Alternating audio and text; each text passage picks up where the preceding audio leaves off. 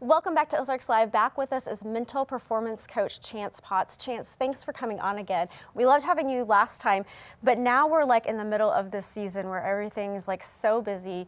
A lot of it's heavy though too. I mean, sometimes it's an emotional strain, you know, besides all the busyness that comes with Christmas. So I thought it'd be a perfect time to have you come back and talk about what mental performance coaching or fitness can do for us. Yeah, I appreciate that, having me again. You know, my wife and I have gone through some pretty serious challenges through the holidays, and so we know how a lot of people feel, and we can overcome that. And, you know, one of the things we had to learn years ago was just when we face adversity is to not add negative to it.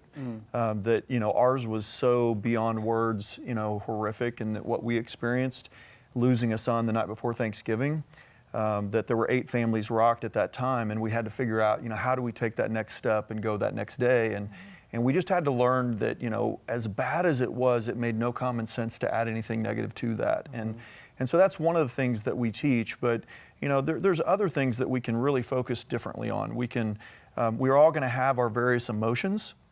God gave them to us, and we're meant to have them, but that doesn't mean that they have to control us. So we can choose our feelings, and we can learn how to train our feelings. And give me an example of that, because, you know, I mean, sometimes, you know, we walk into a situation, maybe it's a family or something like that that's really difficult, and we have some kind of trigger. Yeah. How do we control that? That's it. And we all have those. Yeah. Yeah, you know, one thing we teach is something called E plus R equals O, and we do a complete session on this, but the R stands for our response.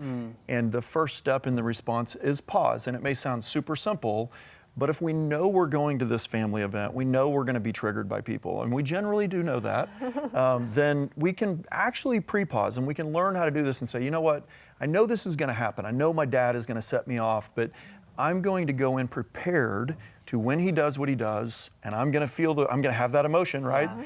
I'm going to pause. I'm going to take a deep breath, and I'm going to pause. And just that little pause that I'm going to have gives me a little time to think about how I'm going to respond. And again, I don't necessarily want to make it worse, because generally, if I don't pause, I do have a tendency to make it worse. So that pause is one thing, but there's other things we can do as well, if you want me to share that. I'm curious to know really quick. So, you know, the thing I was thinking about is, like, there's really no expiration date on grief. However, for a lot of people, this may be the first Christmas without someone. So if it's that first holiday season without them, is there any specific advice you have on that as someone who experienced it firsthand? Yeah, that was, I mean, you're in such a fog that it is extremely difficult. My wife and I chose to do everything we could to focus on being grateful for what we could, which is very hard at that time, but Landon was 17, there were other families, friends of ours, lives were devastated, and you know, we just chose to focus on, what were we going to focus on? And we can wake up and we can say, you know what, we're going to focus on the 17 years we had, and we're not going to focus on what we don't have, because there's a lot of people that don't have 17 years. They may not have 17 days. They might not even have the blessing of having a child.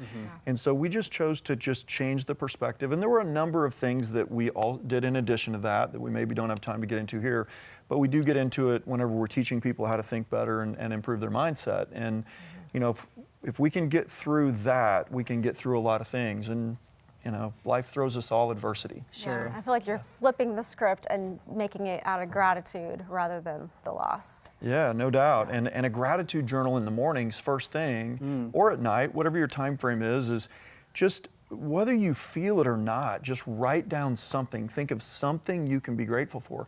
Write that down every day. You know, for the first day and first week, first month, you may not feel much, but when you do it over a period of time, and Coach Perry, who's the head football coach at Nixa Schools, we both teach and talk this all the time, you know, and he'll teach that. It's like, you won't feel it immediately, but then after 90 days, you're going to feel it. It's going to compound, and that's where your mindset's going to go, is you're going to go where you're habitually thinking, and we want to help people think better. You're training your mind to go down a different pathway. Okay, so individuals can get involved with this. How do we do that?